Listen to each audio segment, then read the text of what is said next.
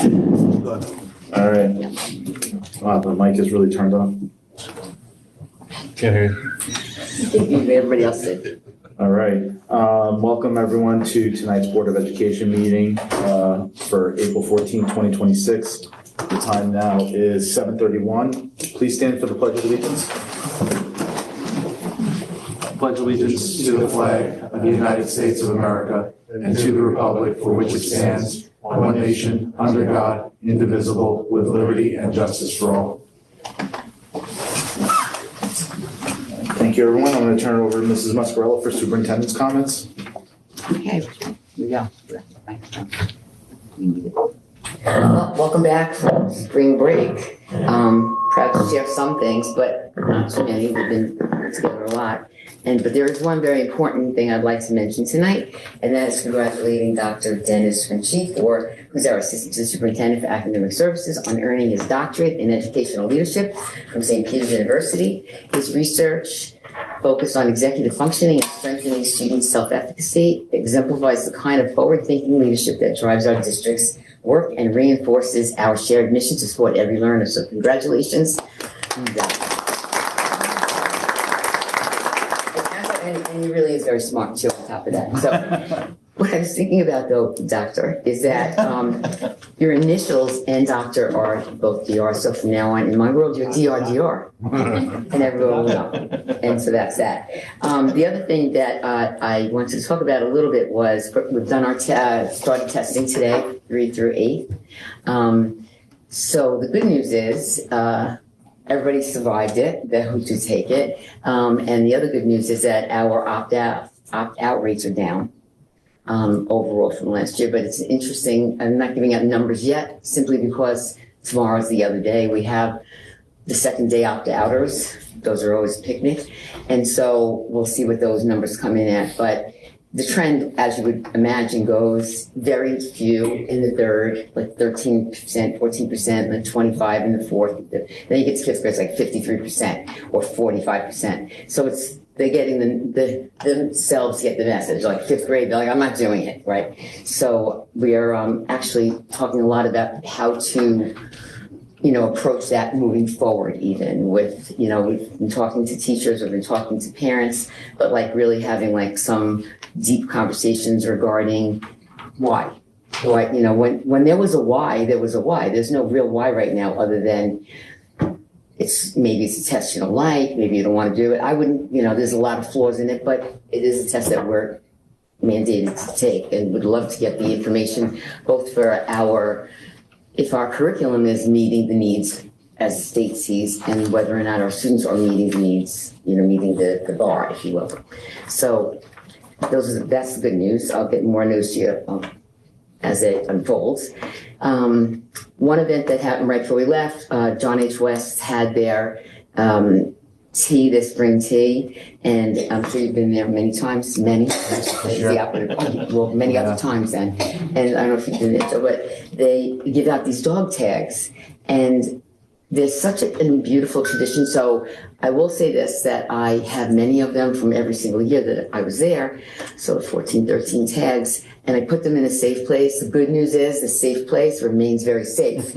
I couldn't find my dog tags today to bring them here. So that's the good news for me. They're very safely put away somewhere.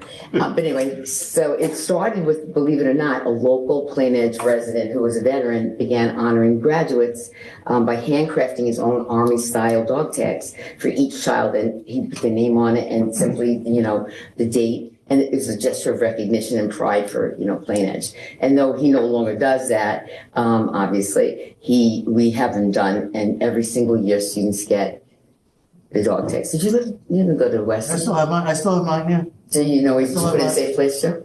Closet somewhere, yeah. Yeah, but it's nice. They're really special, I think it was on like a mirror, maybe. My name was on a mirror. Yes, they're like shiny, right? The shiny one, yeah. So right. was very nice. It's a really nice tradition, and if you wear it all the time, God forbid something happens to you, they know who you are. They don't have to get you dental records. Anyway, so also very exciting, during spring recess, our high school students participated in the international travel program. They went to Italy, and by exploring those historic landmarks and immersing themselves in the culture and engaging in those classroom conversations and beyond the classroom conversations are really invaluable for our students in terms of creating a global perspective on things. And then finally, we are talking about the summer enrichment, right? But registration is closing on April 17th. The program reflects commitment to extending learning beyond the traditional school year, blending academic exploration with engaging camp-style experiences. So it's a great opportunity for all of our students in K through 8.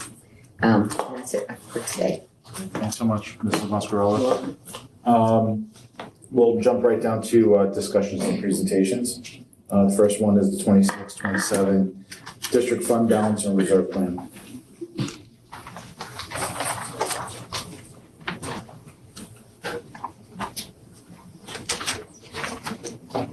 It was exciting stuff. I was going to say, it's Tim's going to say 3 years in a row. Okay, Wow, that's close. what? What, what's the matter? Very close. Too close to you? My glasses on, then I can't see the paper. It's kind of, so we're gonna look at our fund balance and reserve, where levels that we're at. We're pretty consistent over the years. You can see that our reserves are in 3 categories. The first category is restricted. Those are reserves that are for a particular purpose, meaning workers' comp, ERS, TRS. They can only be used for specific purposes. The assigned fund balance is the amount that we use to balance our budget on an annual basis, the difference between our revenues and our expenditures. And the unassigned fund balance, that's what they call the rainy day fund. That's the 4% of the subsequent year's budget. And we're fully funded up to 4%. Not every district is up that high. These are the numbers behind the graphs that you just saw. You can see the unassigned fund balance of $4.3 million, et cetera. Some of our bigger reserves are the retirement contribution reserve, which is the ERS reserve, and our capital reserve, which is another $6 million. Again, this is at the end of 25. We haven't added money to the reserve, and we haven't taken money out. That's on the proposition that's coming up. This is a stacked graph of all the different reserves that we have. That one up there, the big one is the ERS. Below that is the TRS. And then we have EBLAR. EBLAR is amount that's set aside for payout of sick and vacation time when people retire. So we're fully funded on that. And then this other big one down here represents our capital reserves. All of our reserves are established under what they call general municipal law. They're all sanctioned under that. You can only have reserves that are available through GML. So you can see that all the reserves are referenced to the appropriate GML section of the code. Those are all balances as of June 30th, 2025, as well as the purpose that the reserves can be used for. It's a couple of pages long. Capital reserves. And then, of course, we have the proposed new capital reserve, 15-year reserve, $25 million. We intend on funding that new reserve with some monies that we believe that are excess in some of the other existing reserves. We'll take a look and see where our numbers come in at the end and see whether we want to draw these reserves down that much or do less. And this reserve is able to put in not to exceed $5 million per year from excess funds available in the budget.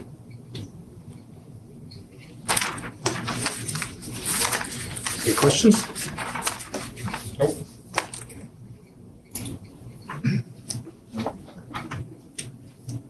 Anyone?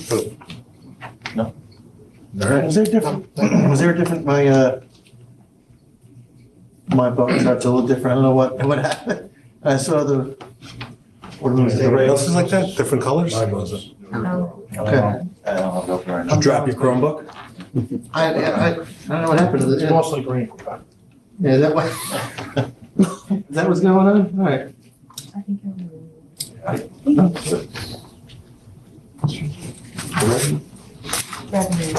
All right, so next one.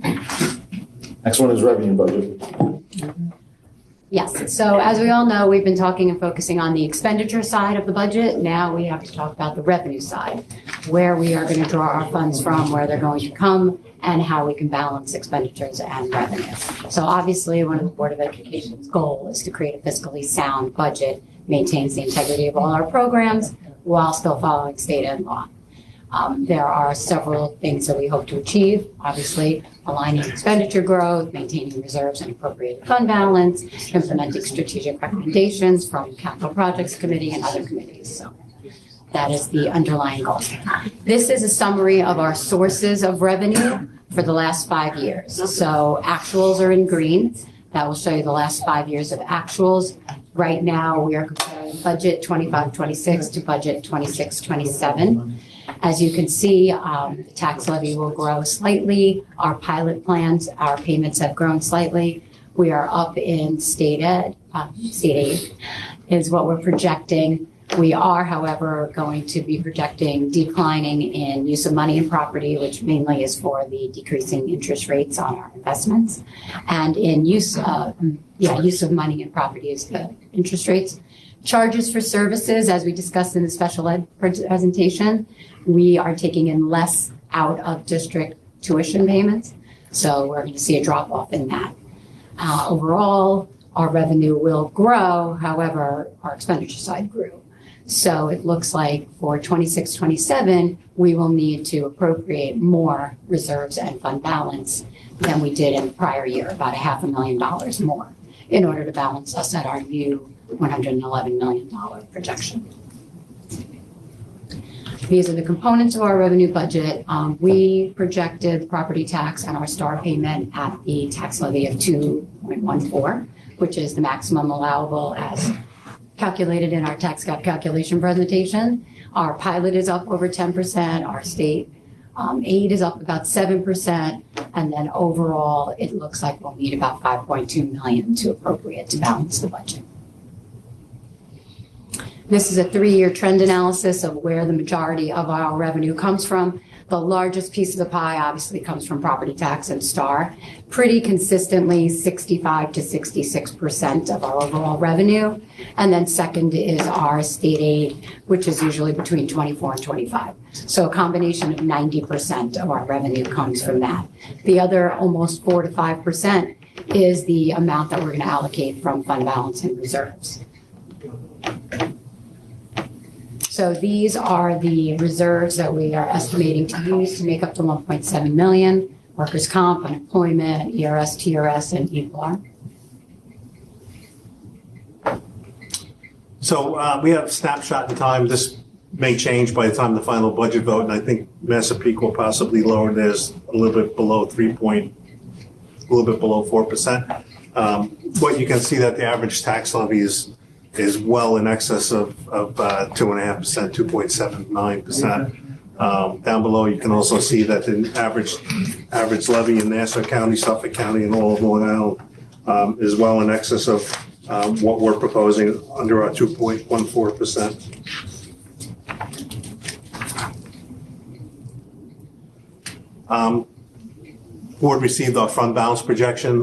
This is a March projection. I want to start off with the caveat that this is a real projection, that, you know, we're asked to project what we're going to spend for the remaining 3 months of the year, which is quite difficult. Right now, we're showing less than $2.5 million projected fund balance at the end of the year. What that actually means is revenue we took in actual dollars and money we spent in actual dollars. And we're showing that we're going to have an excess of about $2.5 million.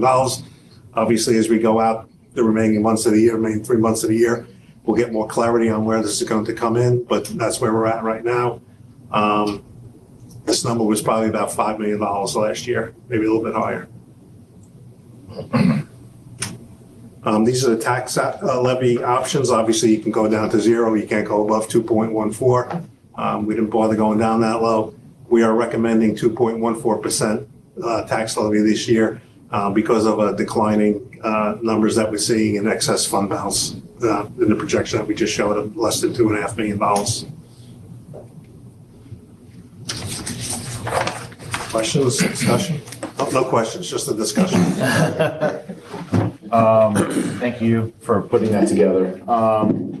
Yeah, I mean, after looking at this over the break, I do think that the 2.14% number, from my perspective, is the right number. One of the things I was actually thinking about, I was looking at this presentation, which is more forward-looking, was the charges for services line and the decline. And I was just trying to think of like other ways that I think is beneficial to have charges for services. Just thinking about other school districts around us and kind of like how they lease out their fields to a certain extent. That might be an area for revenue that, for-profit organizations that want to use our facilities, we could charge them for that. So just obviously want to use Plainage facilities for Plainage students, but if it's not being used, there could be areas for sources of income to the school district. So maybe like as a forward-looking thing, try to think of ways to identify additional areas. But with respect to the levy itself, I'm pretty comfortable with the 2.14% number. I think one of the conversations we had last year that we've had several times, you and I are both policy junkies when it comes to a lot of this, was that the state had already missed a number of payments last year. I think it's fair to say we're probably in a worse economic position this year than we were last year. I know you projected an increase based on the aid runs that we receive additional, funding and foundation aid, but how hopeful are we that we're going to get that full amount? I would say we're pretty confident in that. I think there are more final cost reports that I could file too on the construction of more money. So even if there was a shortfall on it, I think we'd make it up. So to your point about additional sources of revenue, policy committee has been kicking around a facilities use policy. We kind of went back to scratch. But through that, it came out that first is obviously school use of facilities, then it's outside organizations, not-for-profits within the community. Third would be any possibilities for lease. So the policy committee is going to still be looking at that over probably this summer. We'll get to that. As far as this goes, last year we went under the recommendation because we could.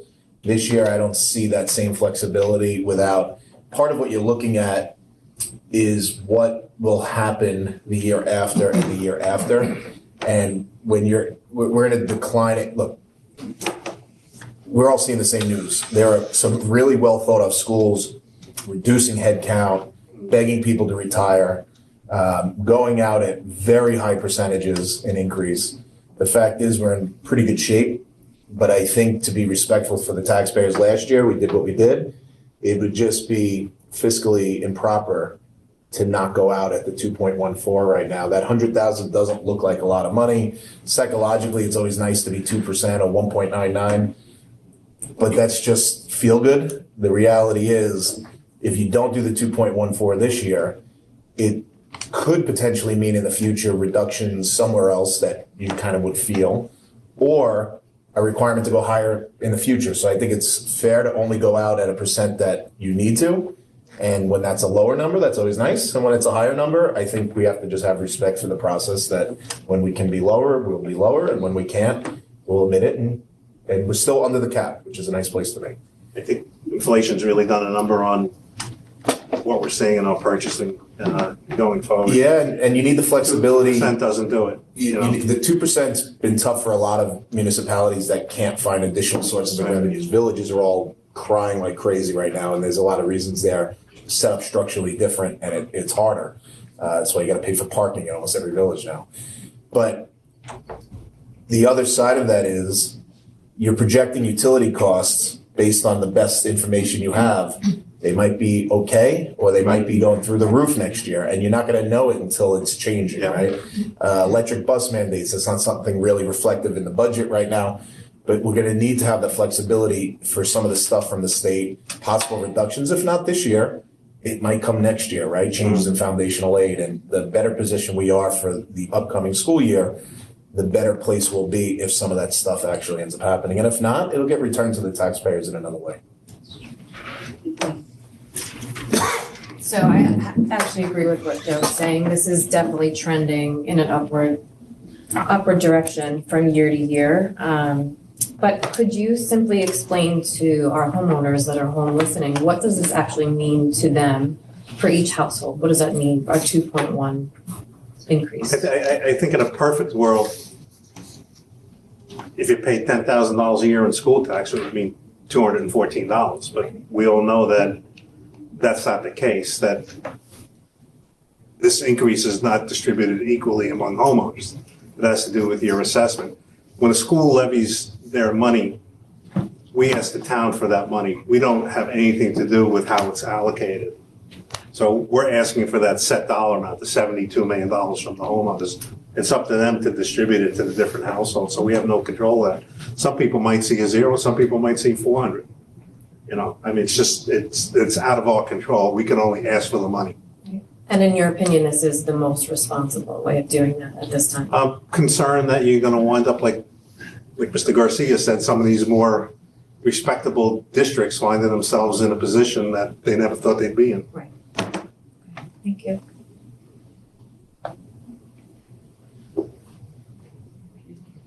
You're not adopting anything now. You've got to the next meeting on the 21st Yes.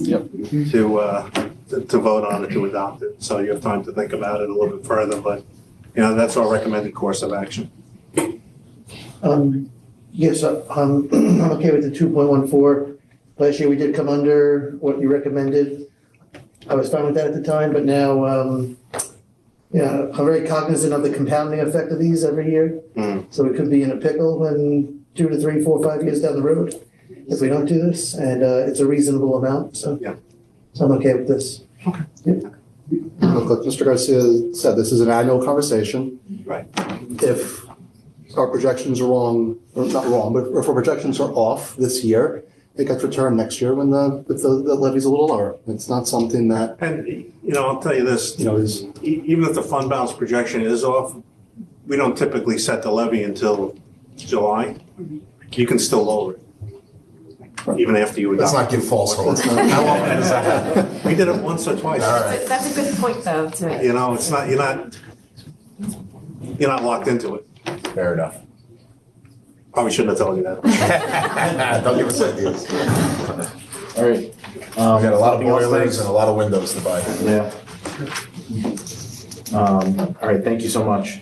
And moving on, we have one business item.